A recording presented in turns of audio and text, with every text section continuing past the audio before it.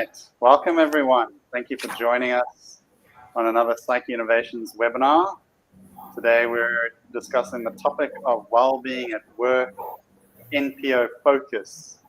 For those of you who don't know me, I'm Daniel. I'm a regular. And today we have with us Chadley. Chadley Muller is a project coordinator at the Quad Para Association of South Africa, where he drives skill development and disability inclusion for wheelchair users.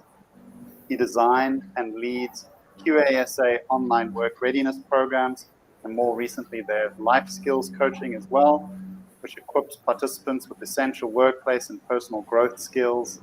With a background in education and psychology, Chadley also manages outreach and membership, always working to empower individuals to reach their full potential. Thank you for being here, Chadley. Thanks so much, Dr. Daniel. It's a pleasure to be with you today. Awesome. Then we also have Taryn Rae from Tomorrow Trust. Taryn is the CEO of Tomorrow Trust, where she leads with passion and purpose to support vulnerable youth through education and development. With over 17 years at the organization, we're just talking about how she started at the bottom and now is at the top. She's expanded programs nationally, grown the team and budget, and built long-term donor partnerships. Taryn's leadership is rooted in sustainability, innovation, and a deep belief in the power of education to change lives. Thank you for being here, Taryn. Thank you. Thank you so much for having me. I'm looking forward to this conversation. Thank you And for the participants, if you have any questions or comments that you'd like to add as we go, please pop them in the comments section. If we don't get to them, we can always respond to them later. So I'm just going to jump right into our topic and start asking some of the core questions because there's so much to learn from Taryn and Chadley. So the first sort of theme that we're going on is understanding mental health in the NPO sector. So Chadley, this question's for you. Chadley, from your perspective, why is mental health important for NPO staff and volunteers, as well as the communities you serve?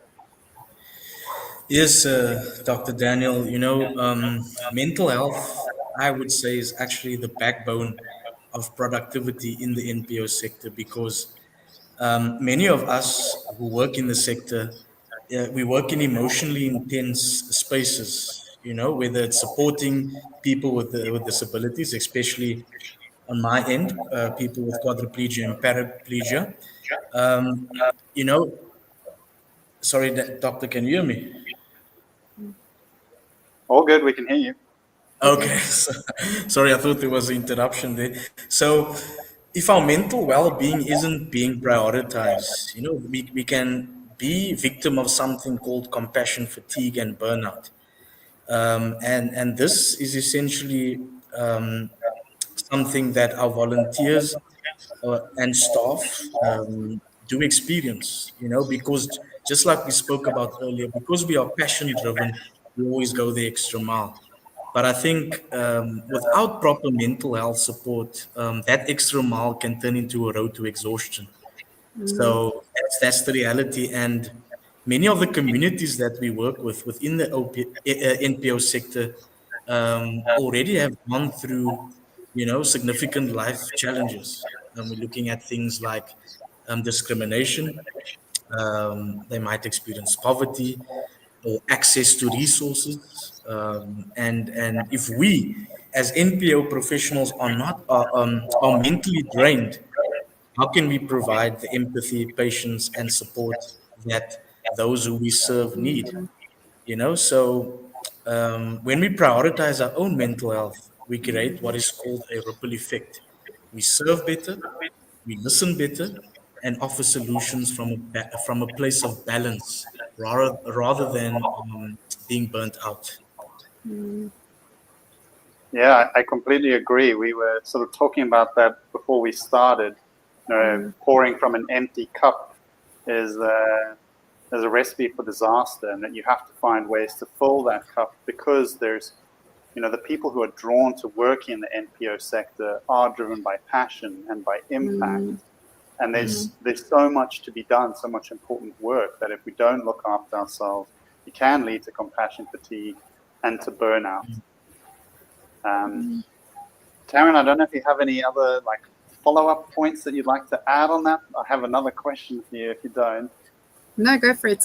So, I mean, just to add, and I do agree with Chadley, I think it's, the NPO sector draws so many compassionate, like heart people, that's how I refer it, is people from a place of heart. And, it's a calling. It's a calling that people want to go out and serve and be of service. And I mean, I think I dubbed it earlier, is that, when you are pouring of yourself, who is pouring into you, and taking actually a step back and saying, I need to prioritize myself. Mental health is important. And how do we create a space that is caring and compassionate for the people that serve others? So I do agree. Yeah, 100%. Looking after the carers as well as promoting the well-being of the people, the beneficiaries you serve. Because as Chadley said, discrimination, stigma, poverty, all these things are linked into our well-being and our mental health, which sort of leads into the next question. Taryn, what are some of the biggest challenges NPOs face when it comes to supporting the well-being of staff and volunteers? Yeah, so some of the biggest challenges I think that a nonprofit faces is the limited financial resources.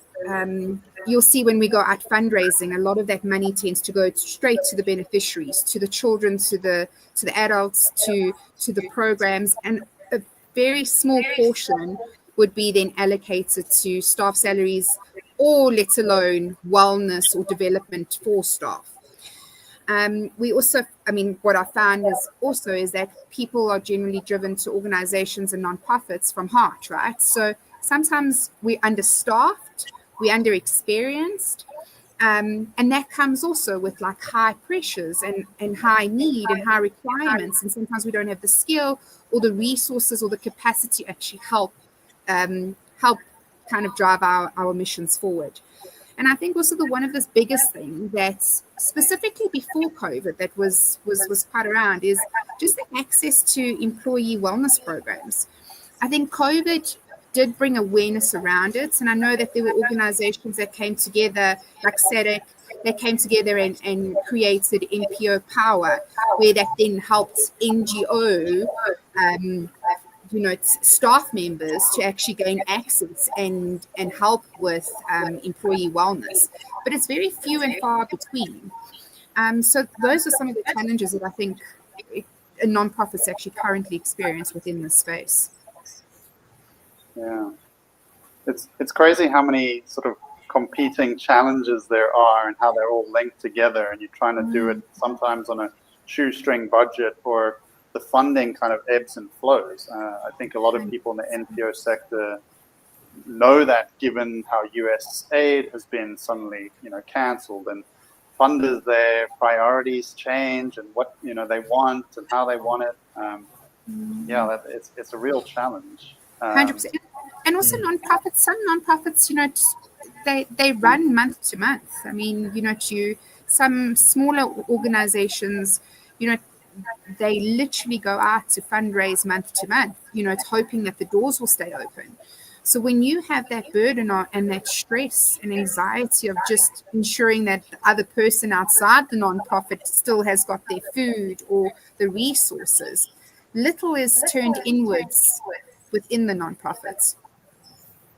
Yeah, it is crazy. I remember seeing a stat a few years ago. I'll have to go double check it, but I think they said 50% of nonprofits registered in South Africa have a lifespan of 2 years, which means the survivability rate of new nonprofits is nothing.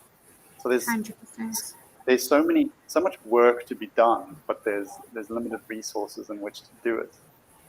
Taryn, I have another question for you. Many NPOs operate with high workloads and limited resources. How can leaders and managers create a supportive environment prioritizing staff and volunteer well-being? So this is an interesting question, and I was thinking about it this week. And I think that there is an opportunity to become creative within this space. I mean, understanding that, there are limited financial resources, it's limited access to employee wellness. But I do think that there wherever there's a need, there's an opportunity. And for me, there's leveraging of different partners and leveraging of different networks and resources. And we've got so much access at our hands. I mean, just looking at TikTok, scrolling on there and finding resources online,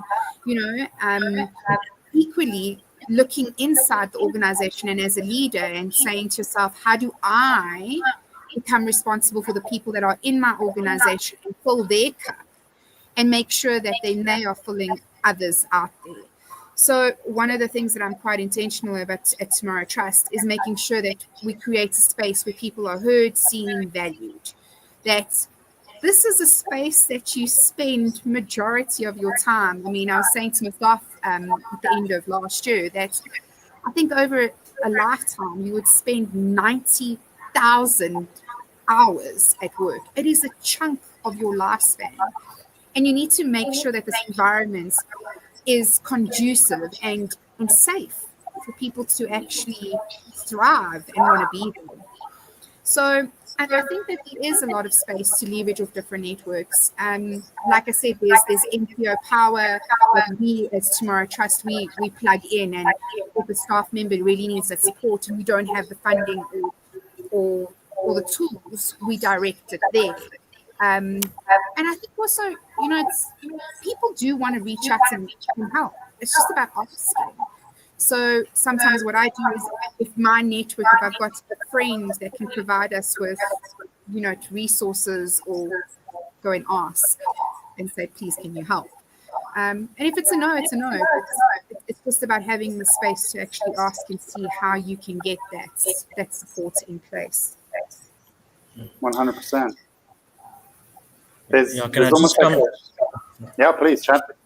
No, I was just going to say, Dr. Daniel and Taryn, when it comes to lack of resources, especially, funding, what we have as a philosophy at QASA, or we known as QASA, is we look at how we can, what service we can offer you as the donor. We don't call you a donor or a funder, we call you a partner. So if we look, and we found that if we don't look for handouts, I'm not saying handouts per se, but just look for an amount of money that we can use, but we tell you this is what we can offer you, right? For example, at QASA, we tell you we can offer you assistive access audits at your company to make sure it's universally accessible. We can have disability sensitization and awareness training for your staff, right? So when it comes to that, the advice, especially on the lack of resources with finances, NPOs should see themselves as, what can we do for you? Not as you just see you as a donor. We are an entity. We are essentially a business as NPOs, and we have talents and skills and services, and we can offer you this, and let's leverage that going forward.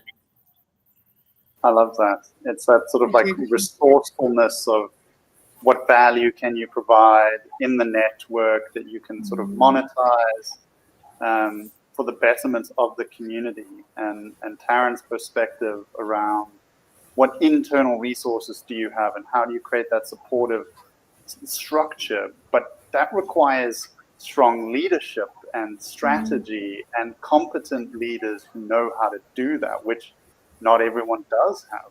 So in the case of QASA and Tomorrow Trust, like, you have the ingredients to do that. But I think some organizations, maybe the leaders might not identify it, but the people, in the organization will feel it. And I also love that, looking for resources, partners, collaborators, whether it's even TikTok or something, there's tools and stuff out there that you can use. That's such a great approach. Chadley, I have a question for you. Since you spoke about it earlier, what steps can NPOs take to reduce stress and prevent team burnout?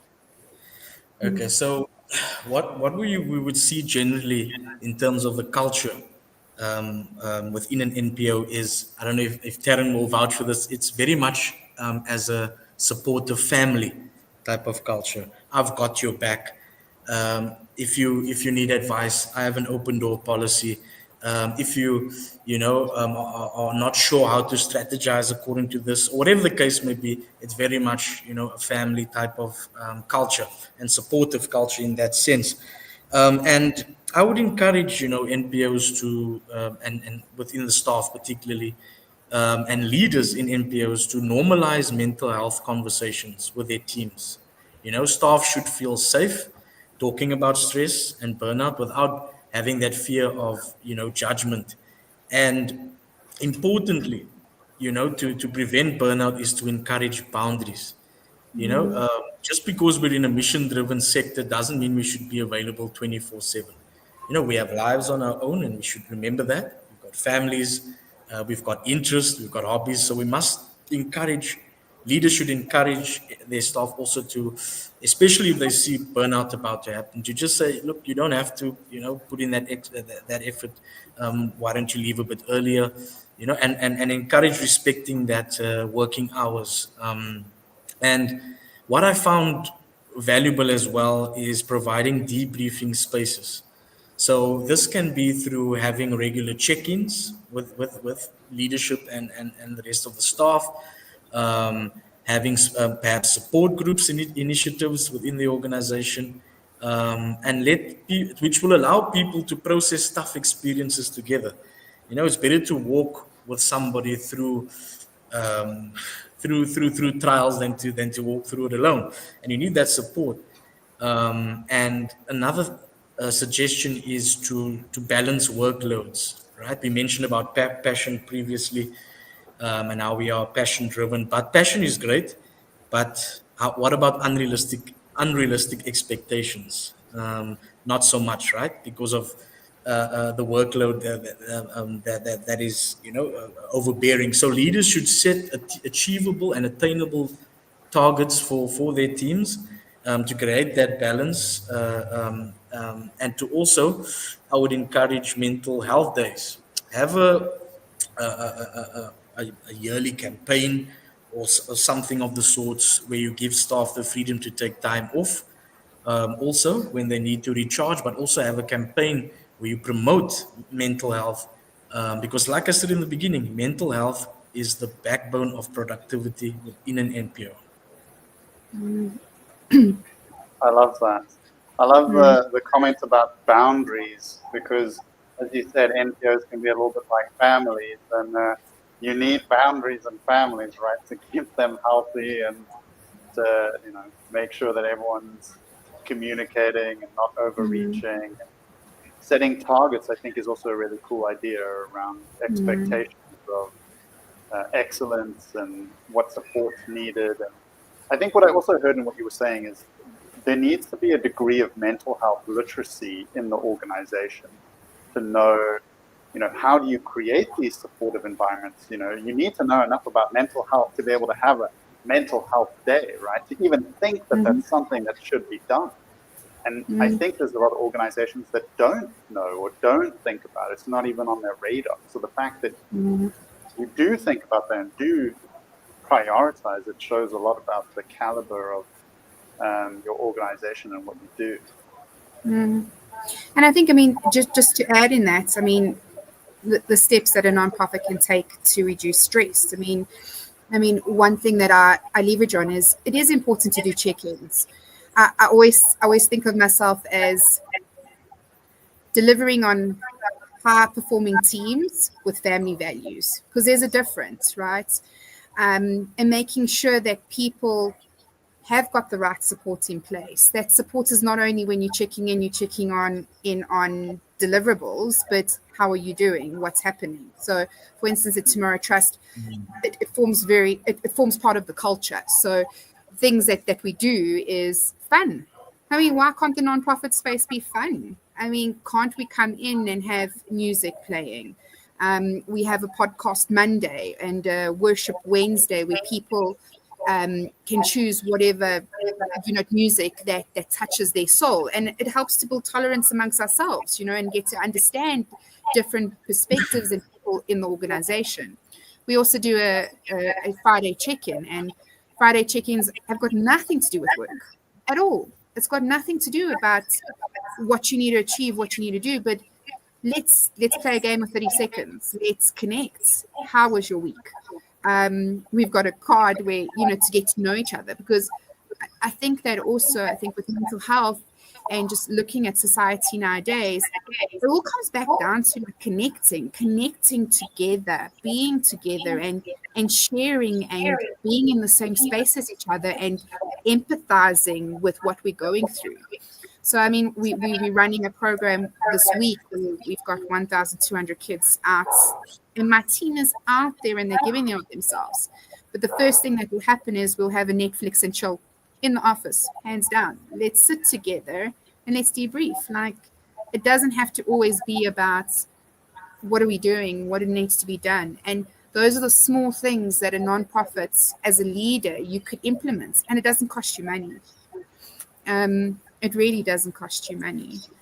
So those are just things that for me is very important, is how do you bring this culture of connection and intentional connection, really getting to know each other. Because I think that we come in and people wear masks and people are afraid of being vulnerable in the space, because I see so much. But if you stop and connect, you build better connections. You're more vulnerable to go deeper and get to a space of understanding and support, meaningful support. Yeah. The secret ingredient there, connection, getting to understand each other. And I love the approaches that you have. They're novel, they're mostly free, they're balanced. It's such a cool way to do it. And it kind of leads into my next question, but you've almost answered it in a way, which is around how do you identify if a staff member or volunteer struggles with their mental well-being, and how can colleagues or leaders offer support? And I know that will tie into this connection element that you've just spoken about. Yeah, so I think it's important because and it's a balance. It's a balancing act as a leader, because we still need to drive through the mission of the organization, but still understanding who we're servicing and who we have within our team. So this is why I said I'm responsible for making a high-performing team, but I need to understand that I need to fill their cups, right? So it's putting your ear to the ground.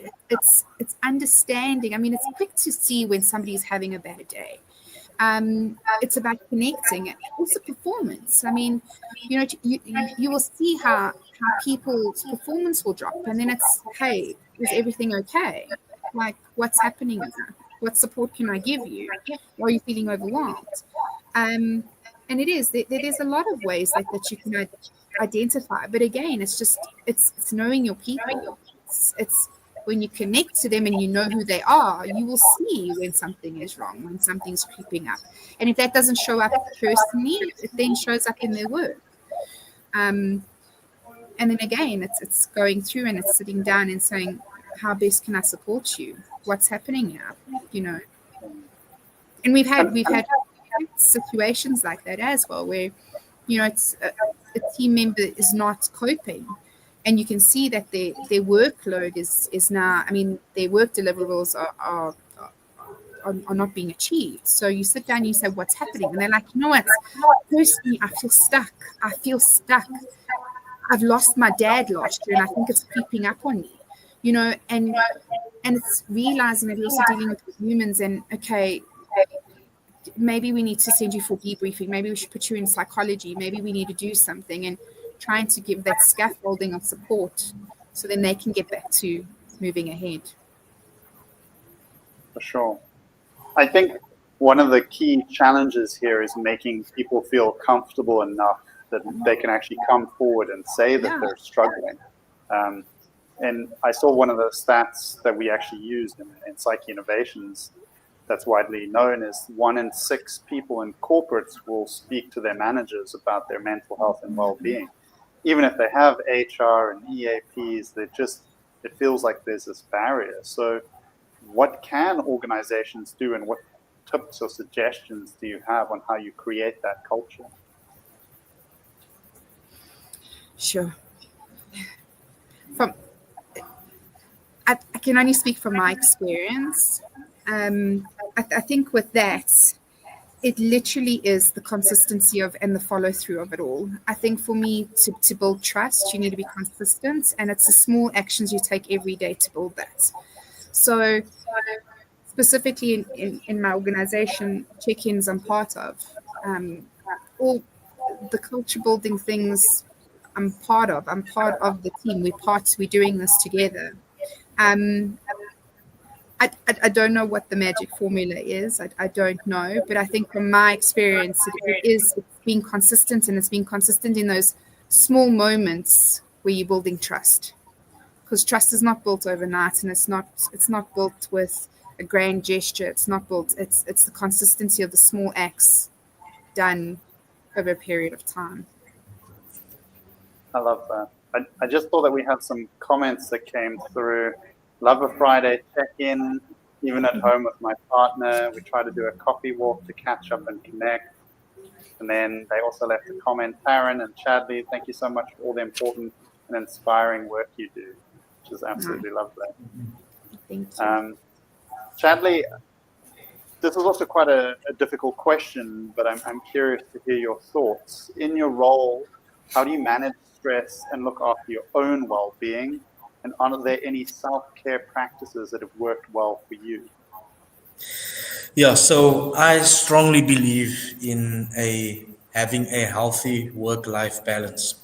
Okay, so when you are trying to be productive throughout the day in your role within an NPO setting, I work at times with a 90-minute where I'm full on working, doing reports, having check-ins, and then for 15 minutes, I have a time block there where 10 to 15 minutes I just sit and I reflect, and I practice breathing, deep breathing, and then my 90-minute productivity starts again.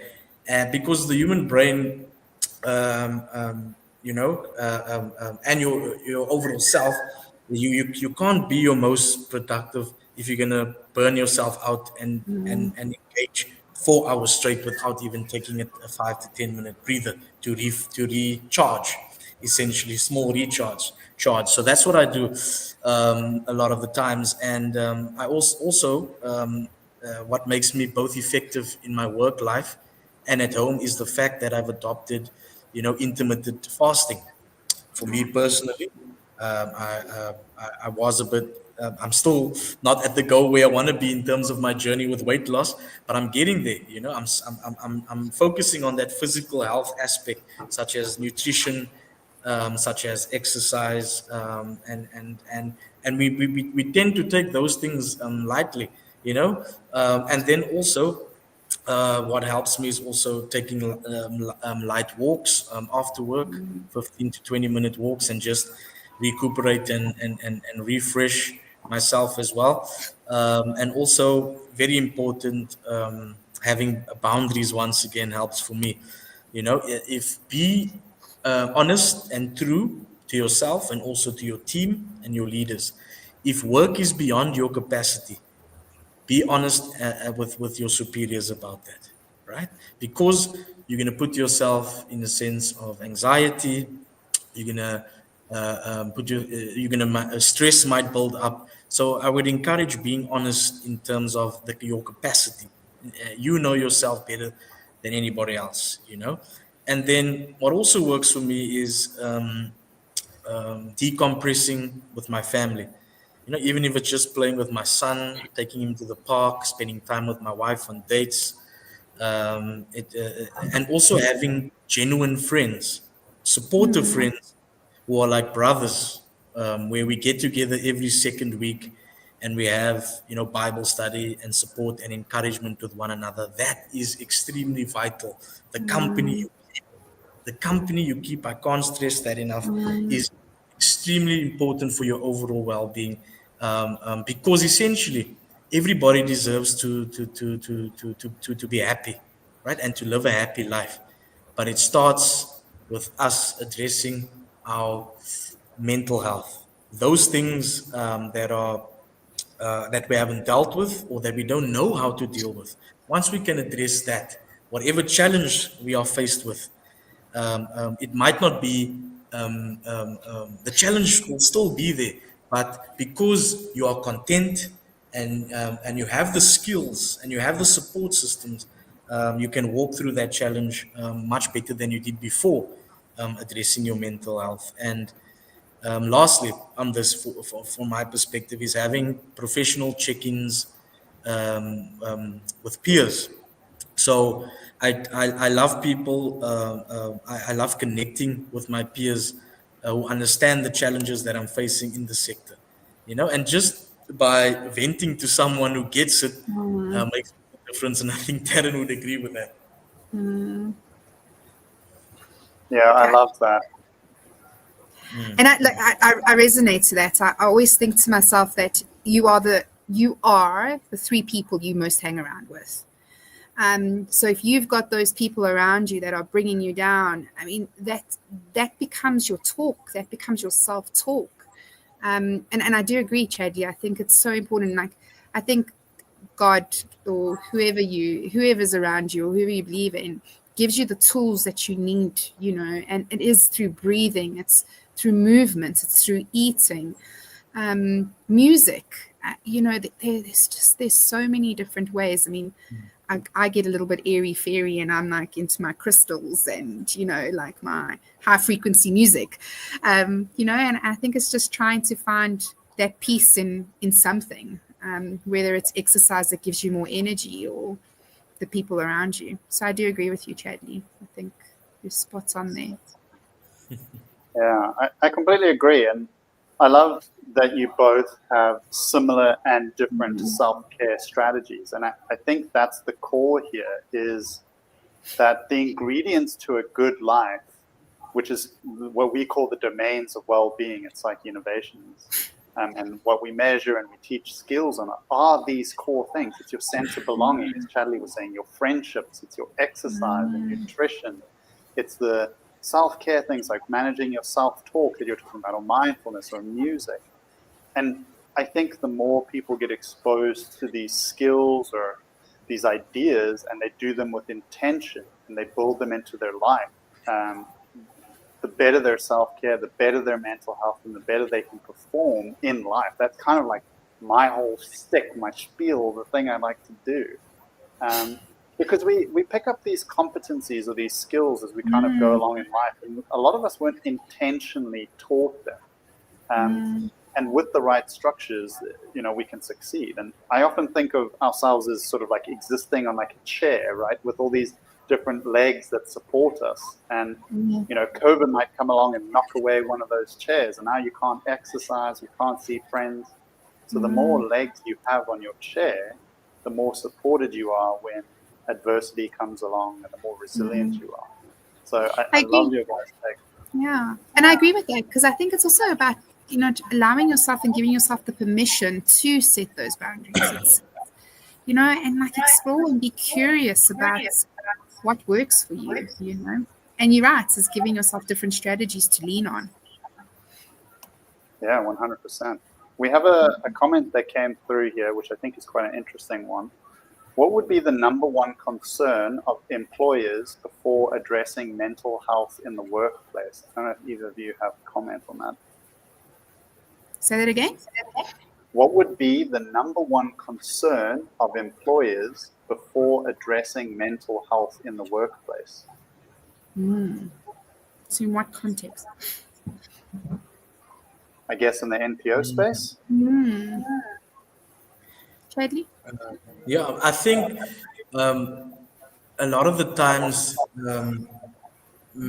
leadership and management play an important role, and what type of culture are you creating? Because if you are an NPO, 90%, I wish that 100%, but there are, of course, those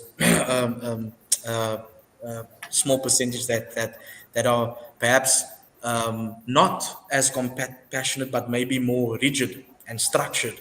They think about deliverables, they think about meeting targets, very, very corporate. And sometimes, or not sometimes, I think most of the times in an NPO space, an employer should have that leadership style of being, compassionate, but also in a sense not authoritarian. I think that's very important. It boils down to leadership style and culture, and leaders in an organization must adopt that culture in order for them to be productive.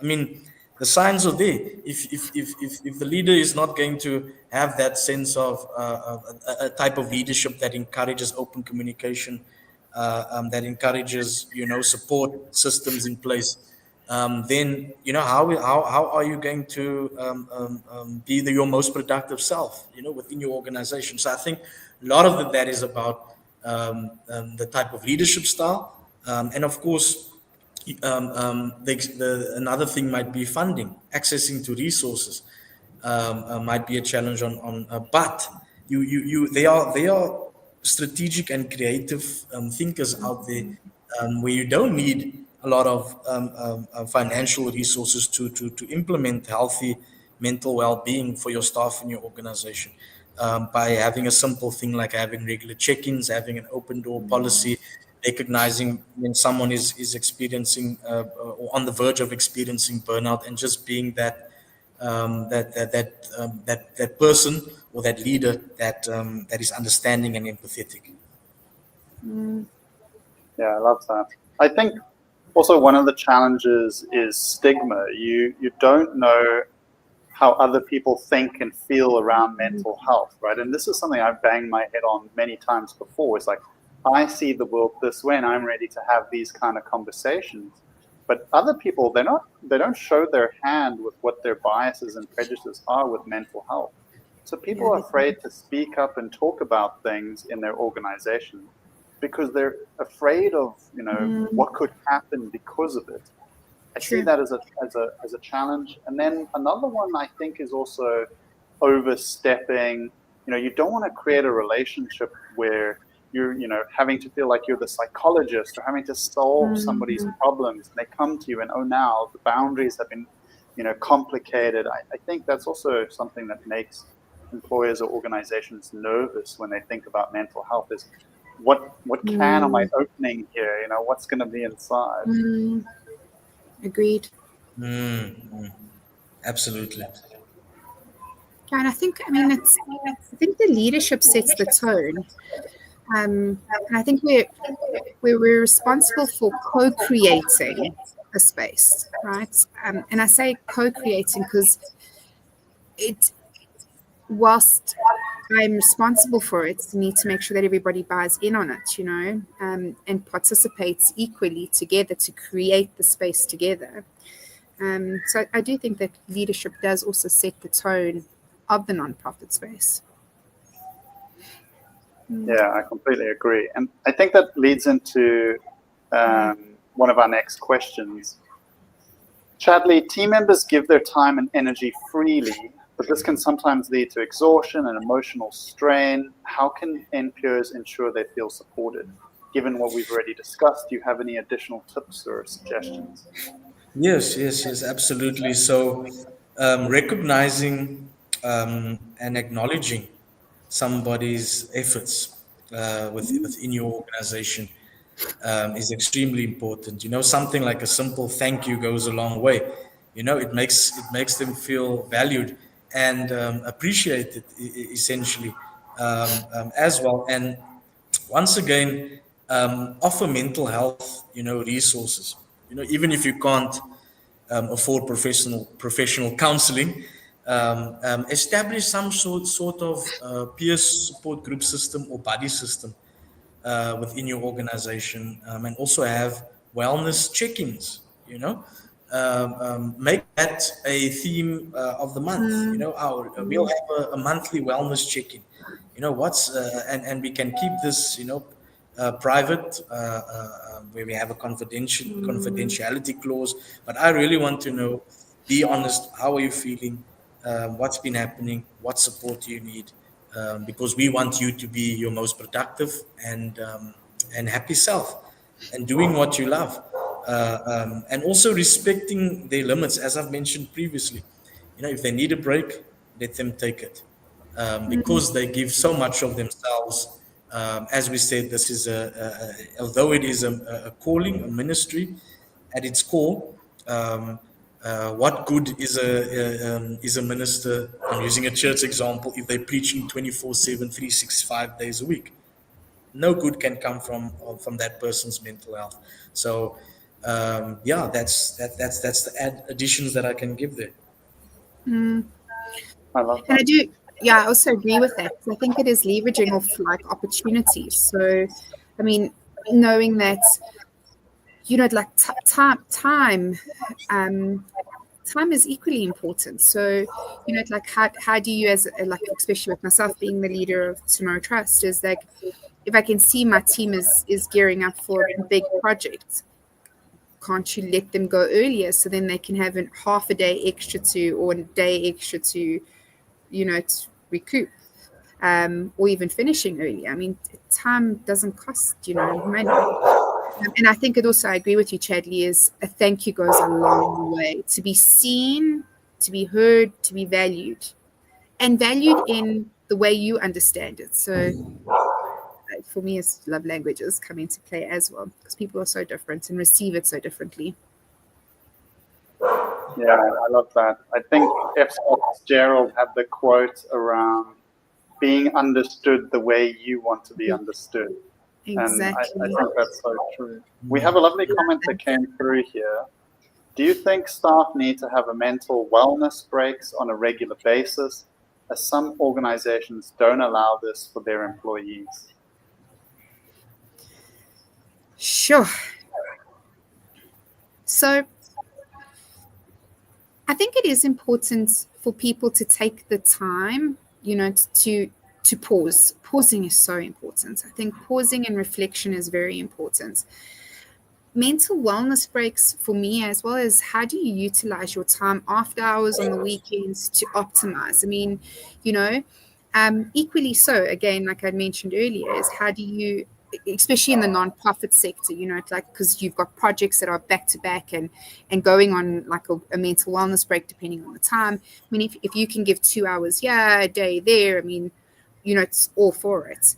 But then again, it's how does that then turn over to make sure that we are productive, that we are then achieving our mission and ultimately serving the people that we need to serve.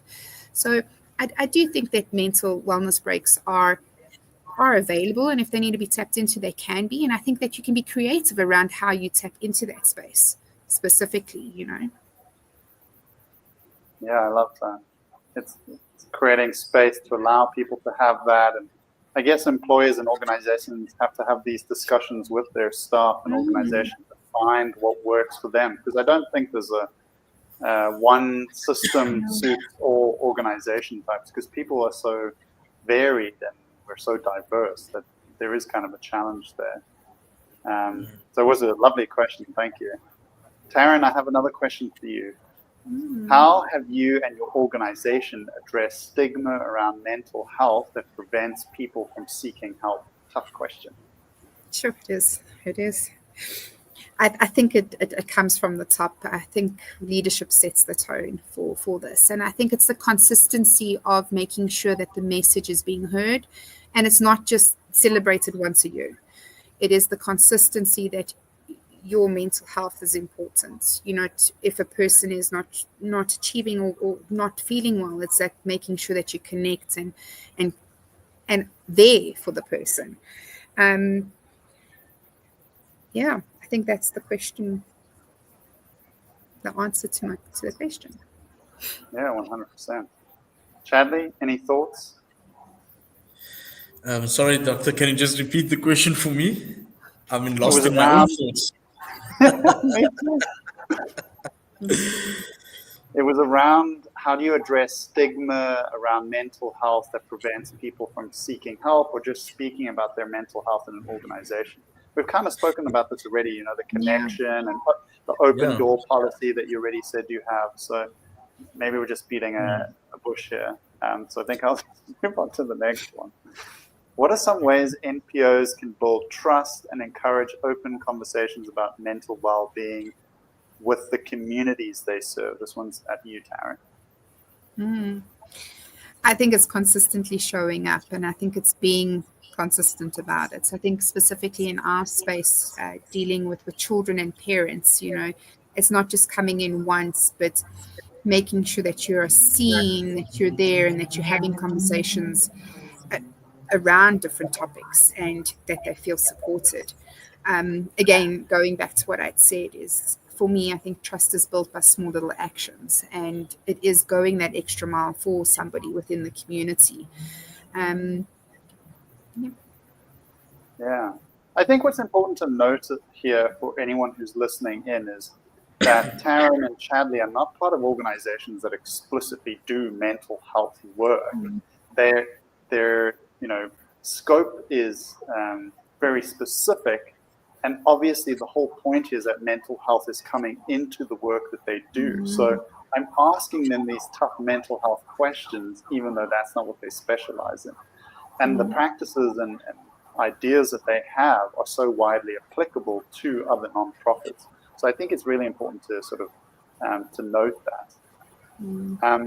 Chadley, we've kind of spoken about this a bit already. Are there any resources or approaches you find particularly helpful for promoting mental health and well-being in your organization? Yes, Dr. Daniel. If I think of a resource, is the Psych Mental Health app. In fact, it was introduced to us last year, and we made it available, of course, to all our constituents as well as staff. And the impact there was clearly visible. I mean, the tools on that app, the fact that you have an assessment as soon as you start your journey on the app, and there's various tools that you can use to guide you in terms of developing various skills to capacitate you with addressing your mental health issues. So that mental health app is actually on top of my mind. And also, we've got recently, last year as well, implemented a life coaching program. Staff benefited from that program, as well as our constituents who are people with quadriplegia and paraplegia.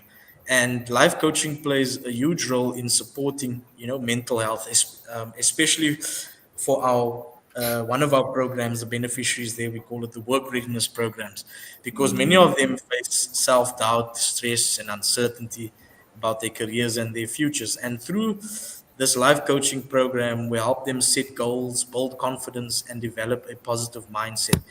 Reprogram their subconscious mind. And once you do that, the concept of you are what you think is relevant, right? If you think of that you are going to fail, you most likely will fail. So it all starts at that core in terms of their development, is getting building their confidence, building their resilience, building their self-esteem, and providing that structured support. So in short, life coaching is more than just career guidance. It's really a tool that strengthens mental resilience and emotional well-being, which is fundamental for long-term success, in both your personal and your professional journey. And we also have support groups, which we find very effective for our constituents. And this is where a safe space is created, where constituents can share their experiences without fear of judgment, and speak about relevant issues that they are experiencing on a daily basis, and then sort of give each other that support. And then lastly, recognition and incentives. This celebrating big and small wins will boost morale tremendously within the organization, because everybody has a purpose, but you can do so much better when fulfilling your purpose. If you are given recognition for what you do, you feel valued and you feel appreciated.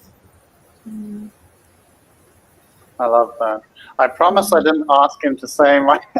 There's no paid promotion here.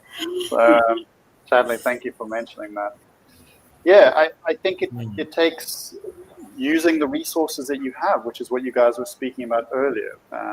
That can include like the stuff we do with apps and digital tools and trainings. And it's these support groups and these open door policies and focusing on life skills, which is also what Taryn does at Tomorrow Trust. With these master classes that they have for some of the students that they serve. I'm maybe speaking out of turn here, but this is the amazing work that they're doing is building these competencies and skills for self-care and well-being, not just in their organization, but in the people or the beneficiaries that they serve. Definitely. And I think that's so important. I think, it's with the master classes that we do with our students, it's not just only about academics or, it's the basic need, but it's understanding, and building that self-awareness. So then it becomes the foundation for their mental health. It's putting in the right sort of responses and tools and techniques that they need to actually cope and become well-rounded individuals later on. Yeah, I completely agree. Well, there's another lovely comment here. The life skills program Chadley is mentioning is so important for mental resistance and emotional well-being for pretty much every human on the planet. Would be wonderful if more workplaces would implement such valuable programs. I love that. Absolutely. We're heading towards our sort of wrap-up question here. Taryn, I'll start with you. If there's one key takeaway you'd like NPO leaders to remember about supporting mental well-being, what would it be? I think for me as a leader in the NGO sector, I think what is important is that we set the tone, and I think intentional leadership is to create that space where people feel heard, seen, and valued. And you don't necessarily need the finance to back it. It's a thank you. It's a time off. It's creating an environment that could be fun and based on connection. I love that. Chadley, same question. One key takeaway you'd like NPO leaders to remember about supporting mental well-being? Yeah, I'm going to be short and sweet in this one. I think, taking care of your team's mental health isn't just like a nice to have, some type of initiative. I think it's the most essential thing, because when you and your people are well, they do their best work. When I speak about well, I mean mentally, physically well, spiritually well, right? So I would encourage leaders and NPO leaders, prioritize mental health just like you prioritize impact. A supported team creates a sustainable change, and that's what the NPO sector is all about: being a change maker in the lives of the people they serve and their staff. Wow. Amen. I couldn't have said that any better. So I just want to thank Taryn and Chadley for joining us tonight. This has been an absolutely wonderful conversation. There's been so many nuggets of wisdom here around how to support your own staff and your organization, the people you serve, the challenges around the negative mental health and burnout, and the skills and competencies and those self-care techniques that anyone can learn. So I really encourage you guys to, if you have questions afterwards, please put them in. If Chadley and Taryn can reach out to you and respond to them, hopefully they will. And if they can't, then I'll try to pick up as much as I can. Please go check out their amazing organizations. If you have boatloads of money, please donate to them. They're doing amazing work. And if you're interested in mental health and well-being and skills and resources to do that, that's obviously our thing. Please reach out to us. So thanks again, Chadley and Taryn. It's been an absolute pleasure. Thank you so much. Thank you for your time and for the platform. Thank you so much, Dr. Daniel. It's always a pleasure engaging with you and to be given the opportunity to engage with more people, and not just you. I appreciate that. Thank you very much. And we'll catch you in the next one. Cheers, everyone. Yes. Good night. Bye, guys. Bye. Bye-bye. Bye, Chadley. Bye, Taryn.